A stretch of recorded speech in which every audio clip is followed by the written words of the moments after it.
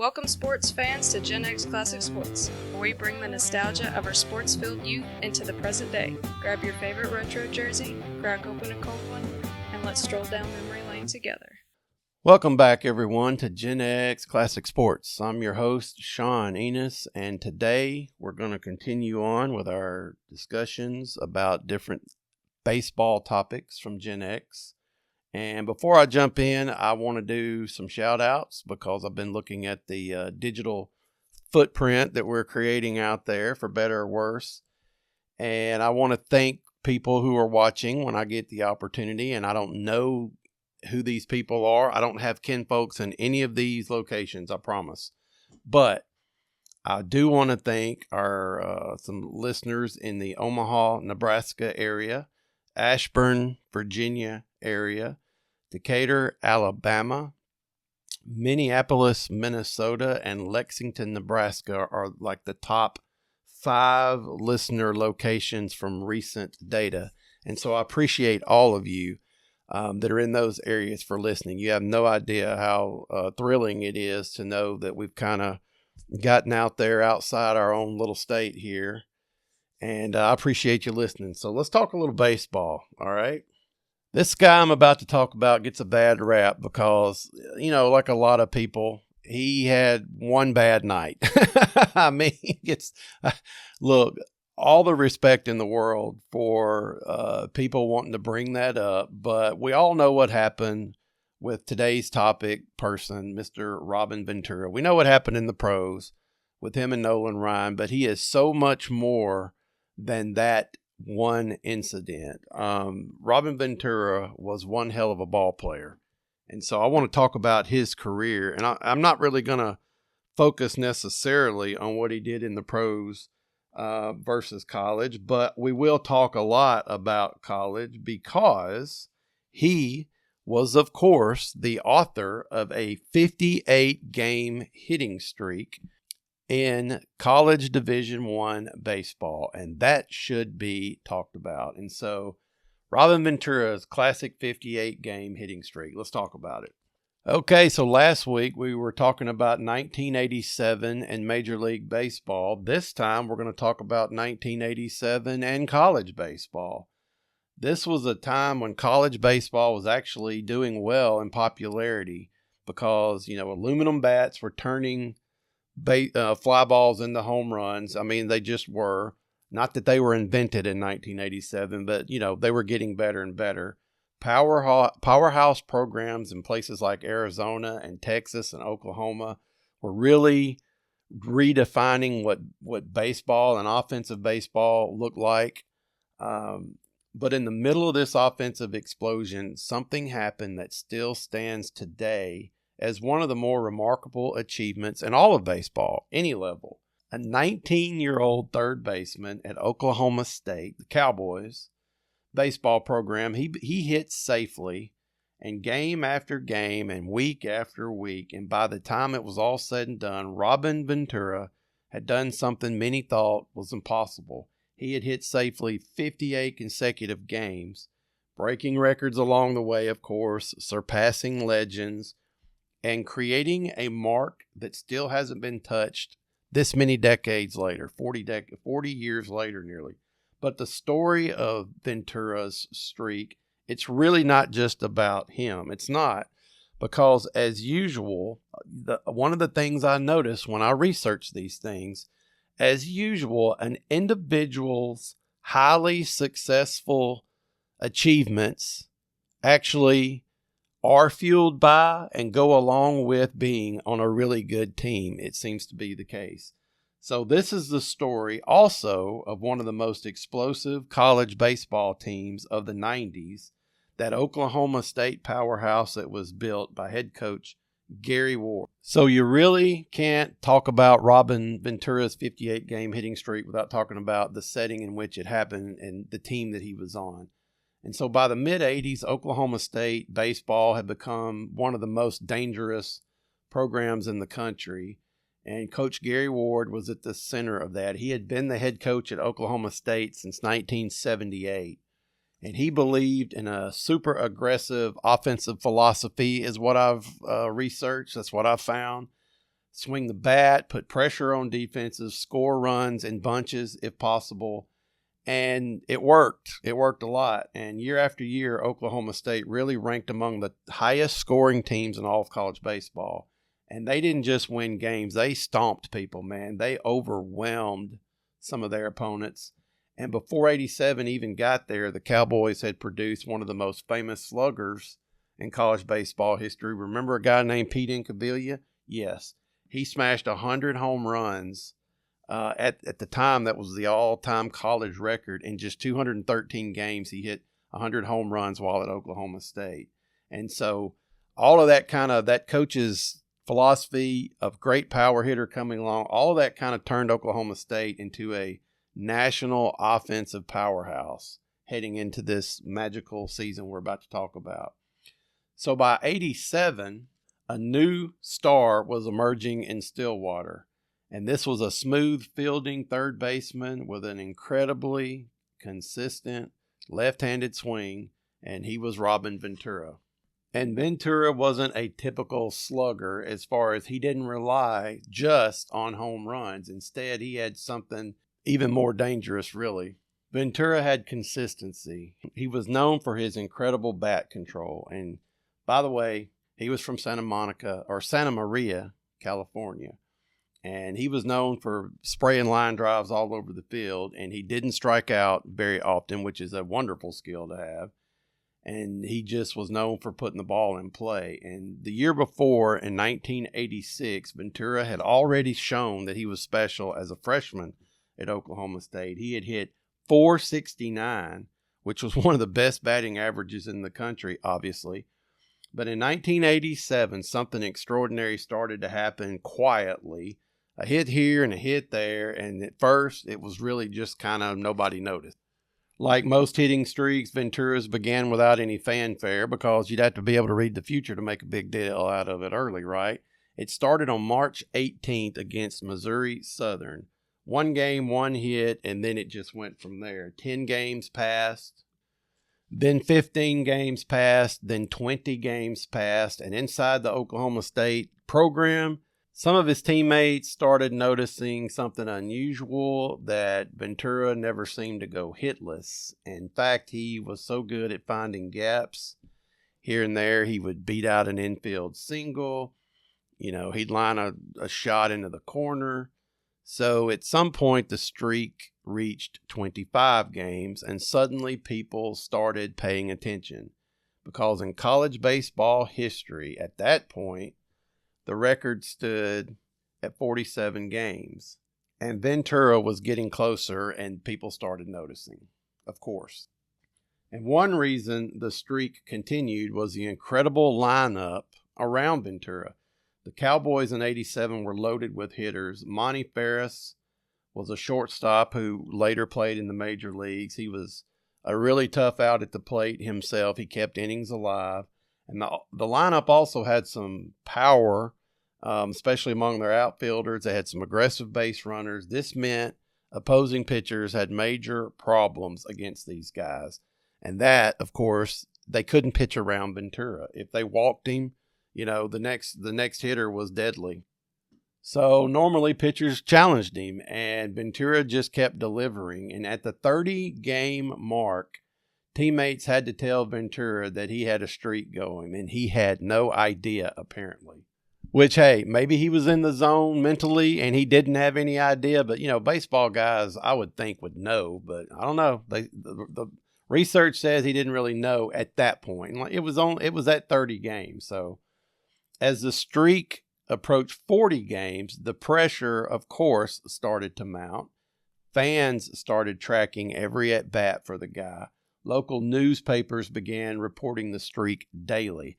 I remember at some point jumping in on this and following along in the newspaper and in Sports Illustrated and whatever I could find, because when you talk about streaks like this, you can't help but compare it to Joe DiMaggio's 56-game hitting streak in the majors way back in 1941. So that was kind of a magic number, but really 47 at the college level was. And so finally, Ventura tied the record at 47, despite all the pressure. And with that hit for the 48th consecutive game, of course, he set the new NCAA mark, and he wasn't done yet. Keep in mind DiMaggio's 56-game winning streak. By the time Ventura got to game 50, the unthinkable kind of seemed possible if you were comparing him to Joe DiMaggio, because he's already beaten the NCAA record. The streak finally reached 58 games, and it ended on June the 4th. Now, there's a whole story around the way it ended.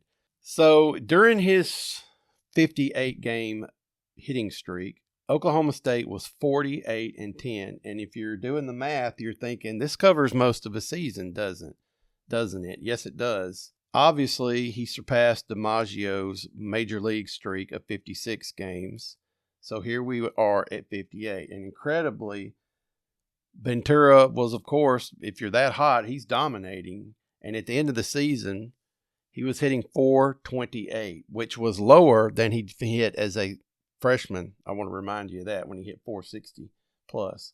So he had one of the highest batting averages in all of college baseball. .428 was down for him, but nothing to sneeze at, because it's still one of the best in the country, right? In the midst of all of this, Oklahoma State, keep in mind, they're trying to win the College World Series. So that was the biggest stage still out there.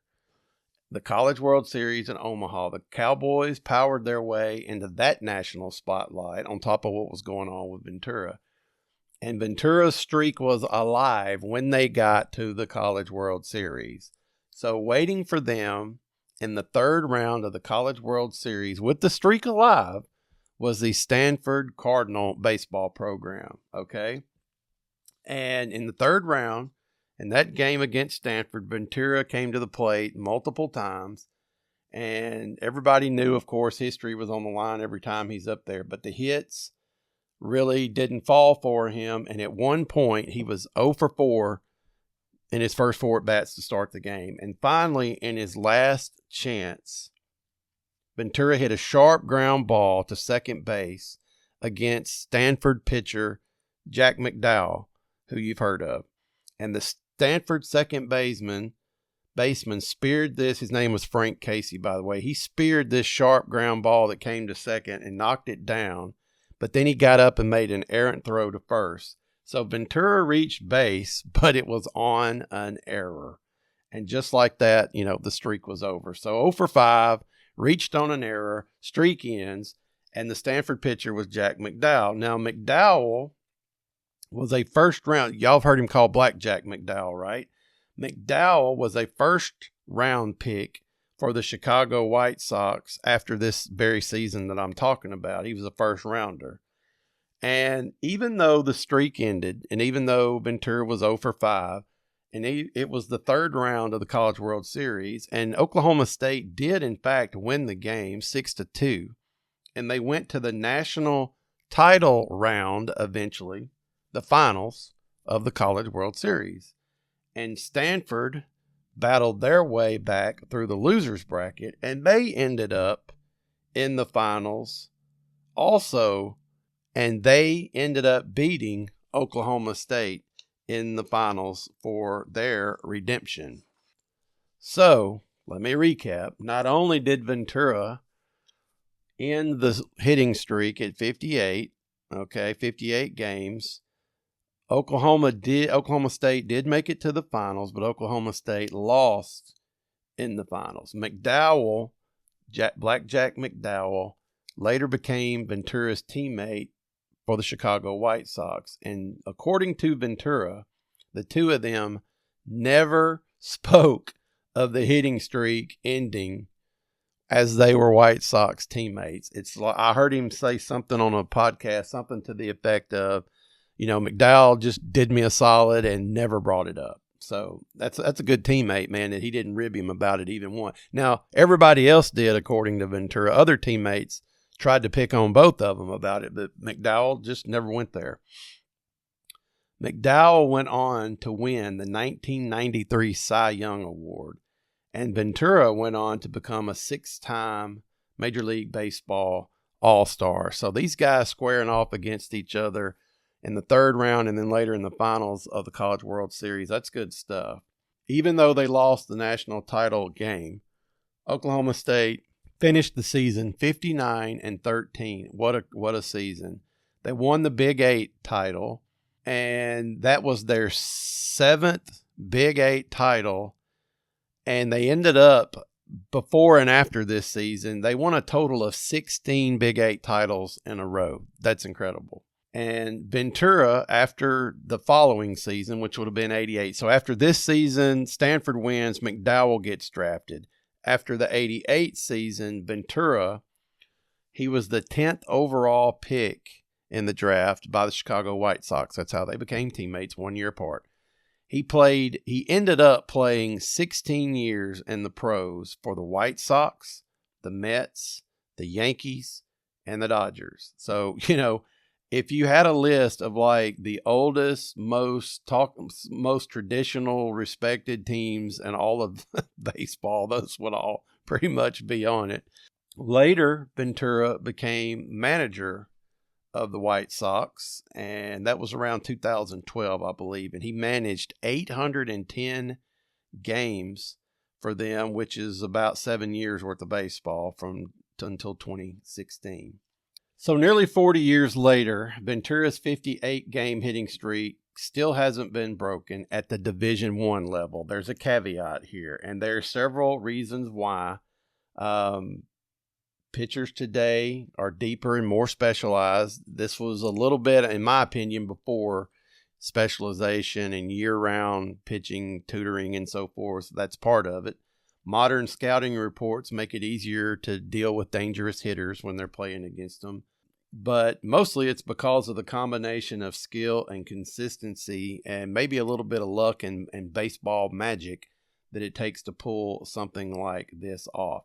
The streak has been beaten at I believe, the Division III level, but not at the D1 level. At that level, the biggest level in sports, at college sports, it's still alive.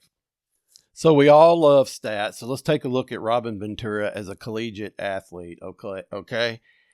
He played at Oklahoma State in 86, 87, and 88, all right? He was one of the most dominant hitters in college baseball history under Coach Gary Ward. He was a 3-time All-American, and yes, if you're doing the math, 3 out of 3 years. His freshman year, 1986, he batted .469. He hit 21 home runs. He had 96 RBI. Breakout season for sure. His sophomore year in 1987, he batted .428. 21 home runs again, consistent, 82 RBI, and a 58-game hitting streak NCAA record, and he led the nation in RBI 2 years in a row, his first 2 seasons. In his junior year of 1988, he batted .391, he hit 18 home runs, and he had 75 RBI, and he was still one of the nation's top hitters. Those numbers were down for Robin Ventura and not for anybody else, though. His career college totals, he batted .428 for a college career. He had 60 home runs, and he had 253 RBI in 3 seasons. He won the Golden Spikes Award in 1988 for Best Amateur Baseball Player in the country, the Dick Howser Trophy in 1988 for the National College Player of the Year. Like I told you earlier, he was a 3-time All-American, and someone in the D3 hitter, I can't remember his name, I didn't write it down, hit for safely in 60 games, and that happened in 2003, and that's the person who beat Ventura's record, at least in overall college. Now, on top of all that cool college stuff I just told you about Ventura, he also, and this is really cool to me, he also won a gold medal in the 1988 Olympics where he batted .409 for the U.S. team in the tournament. For his efforts and all this college stuff, he was inducted into College Baseball's Hall of Fame in its inaugural class in 2006. You don't get any better than that. And he spent 16 seasons from 89 to 2004. in Major League Baseball. He played 2,079 games. He batted .267 for his career. He had 1,885 hits, 294 home runs, 1,182 RBI, scored 949 runs. And you Moneyball people, listen up. He got on base. His on-base percentage was .362. Now, here's some other things he did, and these were just his Major League Baseball accomplishments. He had 6 times he was an all-star in Major League Baseball. 6-time Gold Glove winner. He was a 1999 National League Championship Series MVP when he had played for the Mets that season. He's known by reputation now as one of the best defensive third basemen of the entire decade of the 90s. He hit, this is cool. This is good trivia. He hit 2 grand slams in one game in 1995, which is one of those astronomically hard things to do, right? And this dude loved grand slams. He hit 18 career grand slams, which is 5th on the all-time list for grand slams. In 1999 in the pros, he is the only player ever to hit, or at least at this point, maybe it's been done since, but as of 1999, he is the only player to ever hit grand slams in each game of a doubleheader. That's crazy. A grand slam in both games of a doubleheader. That's really, really interesting. He's in the Oklahoma State Athletics Hall of Fame. That was in 2009. And he's in the State of Oklahoma Sports Hall of Fame as of 2018. He played for the White Sox from 89 to 98. He played for the Mets from 99 to 2001. He played for the Yankees from 02 to 03. And he played for the Dodgers in 2003. So 16 seasons. This guy lived far beyond any dreams, I'm sure, that any kid in the world could ever have or hope to do as a professional baseball player. Now, I told you Oklahoma State was bad to the bone. Let's look at their 1987 stats just for fun. They played 64 games that year. Their team batting average was .345. That was one of the top in the nation. They scored 707 runs, which was 11 per game. Incredible. They had 112 home runs spread across a, power-heavy lineup. They had 680 plus RBI, on-base percentage of .417 as a team, .575 slugging percentage as a team, 3.42 ERA as a team, which is not, fantastic. It was decent pitching, but, their offense was so unbelievable. They had 112 stolen bases, very aggressive, which adds a lot of pressure on the defense. And their defense was strong, fielding at a .961 clip. Very strong on the infield with Ventura there at third base. And so, with all that combined, they made it to the College World Series and to the finals, just coming up short against the strong pitching of Stanford. And so they were one of Oklahoma State, Robin Ventura, one of the most exciting things going on in college baseball, which was rising in popularity in 87. All that power and depth. And then Robin Ventura's hitting streak. I mean, just so much going on around that program. And 58 games, man, it's just hard to fathom what all it would take to pull that off, even with metal bats and so forth. Just incredible.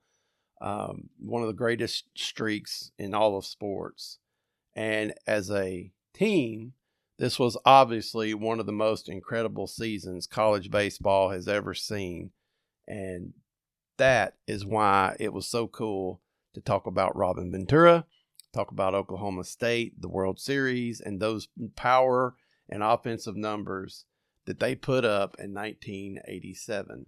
So, there you go. Robin Ventura and the 58-game hitting streak in 1987 and the success of his team in 1987 as well. And, I love these kind of stories. Unfortunately, Ventura is known mostly, I think, for one incident in Major League Baseball. But Make no mistake about it, this guy was one hell of a professional and college baseball player. I mean, these numbers most people would really, really, really be proud of, obviously. So, yeah, Robin Ventura, a heck of a ball player.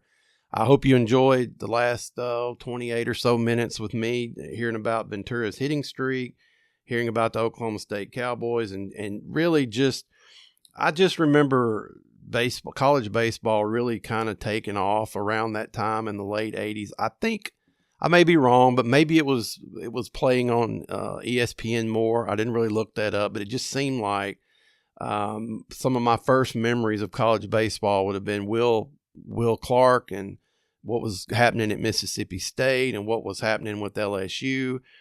I remember being in Arkansas. I remember the Razorbacks having great program in the early 80s, and Jeff King in the mid 80s, early 80s, Jeff King being drafted, I think, number 1 or overall by the Pirates.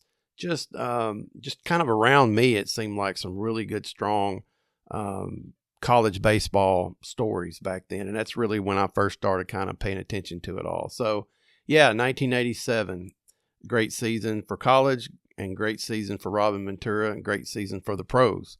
So, hey, if you enjoy what we talked about today, as usual, leave us a comment, subscribe, tell somebody about us.